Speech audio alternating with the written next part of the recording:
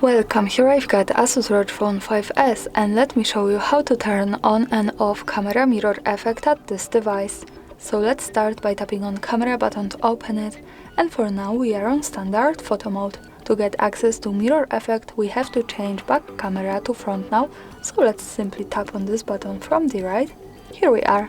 Now let's move to left corner button so we can open camera settings, and here in camera category at the last position we have save as mirrored photo option, so by using the button from the right we can easily turn off and turn on camera mirror effect as we need. And that's all, thanks for watching, subscribe our channel and leave the thumbs up.